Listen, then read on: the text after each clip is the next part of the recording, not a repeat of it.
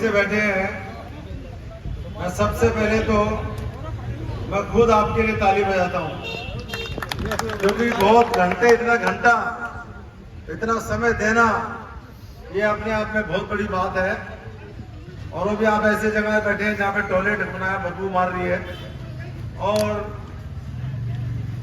मुझसे पहले बहुत सारे वक्ताओं ने अपनी अपनी बातें रखी हैं, लेकिन मुझे ये समझ में नहीं आ रहा कि लाखों करोड़ों रुपए खर्च करके 18 साल तक सुप्रीम कोर्ट तक जिन लोगों ने केस लड़ा, जेल गए, डंडे खाए, पानी की बौछारें खाई, पुलिस में बंद हुए, वो किसके लिए लड़ा था? कौन लोग थे उसमें? तो सभी लोग थे।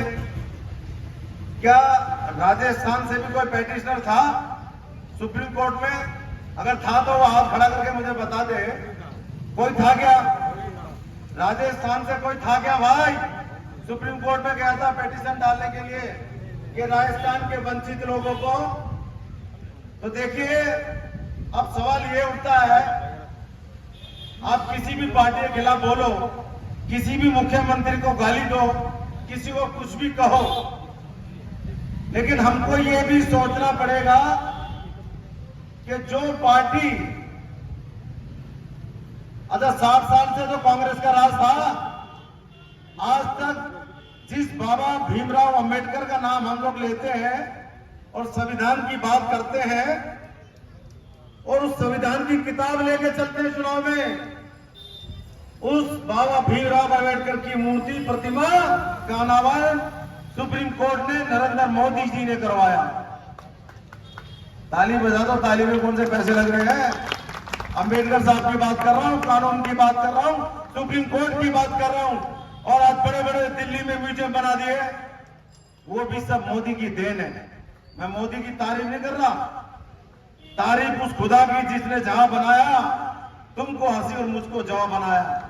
तारीफ मैं काम की कर रहा हूं, और काम की तारीफ कोई सी पार्टी करे उसकी तारीफ करनी चाहिए। आज हरियाणा के अंदर नैब सिंह सैनी जो कि मुख्यमंत्री है, उन्होंने कैबिनेट की मीटिंग में ये लागू कर दिया, पास कर दिया है, और एससीआई को रिपोर्ट को मान लिया है कि सरकार बनते ही हरियाणा में आरक्षण लागू हो जाएगा। तो आप इस बात को भी ध्यान में रखें। भाषण देने से पहले, भाषण देने से ऐसा नहीं था कि आपने भाषण दे दिए और राजस्थान सरकार आपके भाषण पे कल से लागू कर देगी आरक्षण। आरक्षण के लिए मांगना पड़ता है, बात करनी पड़ती है, कानून बनाना पड़ता है, सर्वे रिपोर्ट बनानी पड़ती है, नोटिफिकेशन लाना पड़ता है। और यहाँ के भजनलाल जी से बात करेंगे, वो हमसे कौन सा दूर है? वो हमसे कौन सा दूर चला जाएगा? रहेगा तो राजस्थान में ही। तो भाइयों, मैं बता रहा हूं, सबसे ज्यादा उसी जाति ने भीमराव अम्बेडकर को यातना दी जो 40 साल से, 50 साल से, 60 साल से आजादी के बाद से आज तक मलाई खा रहे। उसी जाति ने अम्बेडकर साहब को चुनाव हराया महाराष्ट्र में। उसी जाति ने अम्बेडकर साहब का नाम लेकर लाभ उठाया। उसी जाति ने संविधान का नाम लेकर नाम उठाया। और आज ये 36 जाति के लोग अपना हक मांग रहे हैं, कोई भीख नहीं मांग रहे, और हक हमें मिलेगा। इसका मैं आपको प्रमाण दे सकता हूं, इसका मैं आपको बता सकता हूं। 20-22 तारीख को हिसार में नरेंद्र मोदी जी ने कबीर साहब का नाम लिया, और वहां के मुख्यमंत्री ने अपने कबीर का नाम, अपने निवास का नाम कबीर कुटीर रखा है। और नरेंद्र मोदी जी ने कहा कि मैं वंचितों के साथ हूं, उनका हक दिलाऊंगा, और उनको कोई जो नहीं मानता मैं उनकी पूजा करता हूं, वंचितों की पूजा करता हूं। ये नरेंद्र मोदी ने कहा। तो आप इशारा समझ सकते हैं, देर है पर अंधेर नहीं है। हर आदमी किसी न किसी पार्टी से जुड़ा होता है। तो इसका मतलब ये नहीं है कि मन से आप किसी को भी गाली बकना शुरू कर दें, मन से आप किसी को कुछ कहना शुरू कर दें। अगर आपके अंदर इतनी ताकत होती तो आके हमारे साथ सुप्रीम कोर्ट में लड़ते, आप आते, लाखों रुपए चंदा देते और 18 साल तक केस लड़ते और जेल में जाते। ऐसा नहीं है हम किसी पार्टी के दुश्मन है या कोई पार्टी। आज हमारा जाति प्रमाण पत्र कई सालों से अशोक गहलोत ने रोक रखा है। कौन बोल रहा था बताइए हमारे को? एसटी का सर्टिफिकेट नहीं बना, नानक धाड़ का, और आज मैं किरोड़ीलाल मीणा की तारीफ करता हूं। मैं जिससे पहले नफरत करता था, जिसने मीणा को खाला, ये कहा कि एसटी यही इन्हीं का बनेगा और सारे धार का बढ़ाती, उसने भी वंचितों के लिए आवाज उठाई है और उसने भी कहा वंचितों को हक मिलना चाहिए। वो भारतीय जनता पार्टी का कैबिनेट मिनिस्टर है। अगर कोई कैबिनेट मिनिस्टर अगर अपना भाषण देता है तो उसका भाषण मोदी का माना जाता है, उसका भाषण भारतीय जनता पार्टी का माना जाएगा, खाली एक का नहीं माना जाएगा। तो भाइयों, आप चिंता ना करें, मोदी की नजर में वंचित समाज आ चुका है और जो दूसरा समाज है वो भी आ चुका है और अब मलाई उतरने वाली है और कढ़ाई में वो पलटा चलने वाला खुरचन उतरने वाली है। देखिए, मैंने फिर कहा कि देर हो सकती है, क्योंकि कई सरकारें, अभी तो ये सरकार आई है, बैठी है, अभी उधर आचार संहिता लागू है और तेलंगाना और पंजाब वगैरह में सब में कोई भी सुप्रीम कोर्ट के आदेश को भारतीय जनता पार्टी नहीं रोकेगी, लागू करेगी। ये मैं आपको यहाँ पर वचन दे रहा हूँ, आश्वासन दे रहा हूँ, वादा कर रहा हूँ। हमारी बात सबसे हो चुकी है। मैं यह राजनीति या पार्टी की बात नहीं कर रहा हूँ, मैं राष्ट्रीय भारतीय धानक समाज का अध्यक्ष बोल रहा हूँ, जो कि टीएससी वर्ग में आता है और दिल्ली में रहता हूं मैं। मुझे टीएससी वंचित वर्ग में नहीं, मेरा कोई अधिकार नहीं चाहिए, ना मुझे लाभ चाहिए, लेकिन पूरे भारत में, हरियाणा में, राजस्थान में वंचित वर्ग के साथ आज राजगढ़ की पावन भूमि पर और समाज के योद्धाओं के बीच में आने का सौभाग्य प्राप्त हुआ। उसके लिए हम परमपिता परमात्मा वाल्मीकि दयावान का हम नमन करते हैं और धन्यवाद करते हैं। और जैसा कि 2 अगस्त को माननीय सुप्रीम कोर्ट ने एससी वर्गीकरण लागू किया, आरक्षण के अंदर, कोटे के अंदर कोटा लागू किया, उनका हम भी दिल की गहराई से धन्यवाद करते हैं माननीय कोर्ट का। उसके बाद 2 तारीख को आया था ये न्यायालय का। उसके बाद 3 तारीख को हमने हिसार वाल्मीकि चौक पर लड्डू वितरण करके 3 तारीख को हमने हमारा रथ खाकर पूरे हरियाणा के अंदर हम घूम गए थे। और जितने भी डीएससी के योद्धा लगे हुए हैं उनके धन्यवाद के लिए और लोगों को जन जागरूक करने के लिए हम गली गली, शहर शहर सभी पास गए। उसका नतीजा आपने देखा होगा सोशल मीडिया पर भी। जीत के अंदर जो अधिवेशन हुआ वो अपार जन समूह, वो डीएससी की लड़ाई के लिए वह एकत्रित हुआ। और जो जींद का अधिवेशन था, जो सम्मेलन था, वो तो सिर्फ एक ट्रेलर था, फिल्म अभी बाकी है।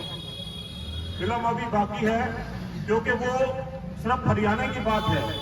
हमने पूरे देश भर के अंदर जो डीएससी के जितने योद्धा है उनको एकजुट कर हमारा जो हक अधिकार है, कोटे के अंदर कोटा है, वो दिलाने का कार्य करना है।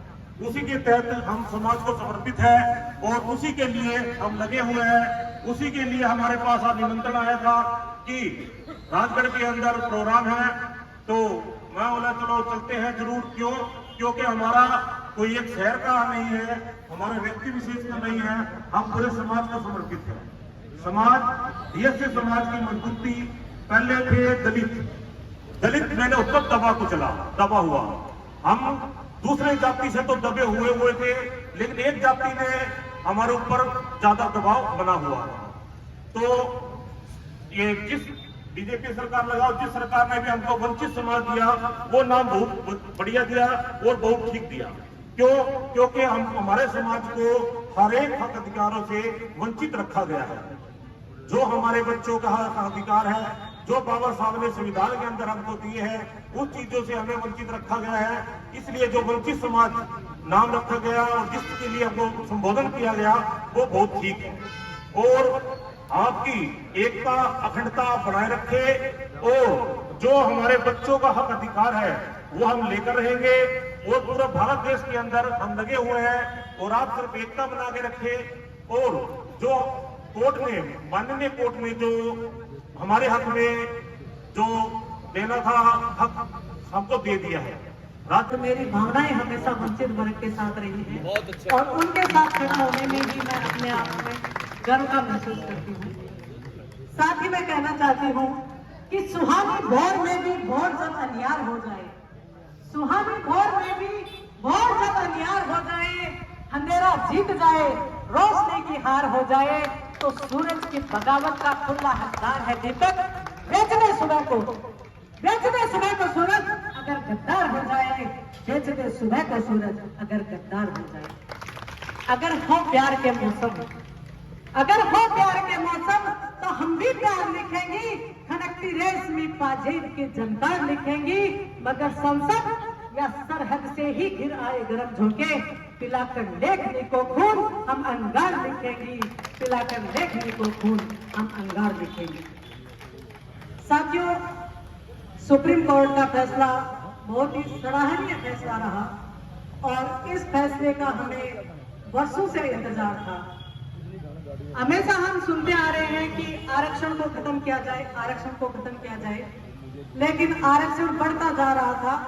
SC ST से उठा के फिर OBC को आरक्षण दिया गया और इस आरक्षण की जो आंधी चल रही थी उसमें जो वंचित वर्ग था या जो गरीब वर्ग था वो और गरीब होता चला गया और जो सबल वर्ग था वो और सबल होता चला गया। आज भी अपने बीच में ऐसे भाई बहनें बैठी हैं जो गरीबी की वो बात झेल रही हैं कि वहां पर रोटी कपड़ा और मकान तक के लिए ये लोग मोहताज हैं। एक तरफ हमारी सरकारें कहती हैं कि हम ऐसी योजनाएं चला रहे हैं और ऐसे कार्यक्रम हम आयोजित कर रहे हैं जिससे आखिरी पायदान पर बैठे व्यक्ति को उन योजनाओं का लाभ पहुंचा सके, लेकिन जो आखिरी और अंतिम पायदान का व्यक्ति है वो आज भी उन सुविधाओं से, उन योजनाओं से वंचित है। और यही सवालिया निशान हमेशा हमें विद्रोह करने पर अग्रसर करते हैं और हम विद्रोही बन जाते हैं और लोग हमें विद्रोह करने वालों की एक पद भी दे देते हैं। तो हमारे हक में फैसला दिया था वो स्वागत योग्य है। हमें अपनी शक्ति को पहचानना है, अपने जज्बे को पहचानना है, अपनी हिम्मत को पहचानना है। मैंने ये कहा कि लाखों शीश कटे थे रण पे तब वंचित कहलाए हैं। हमने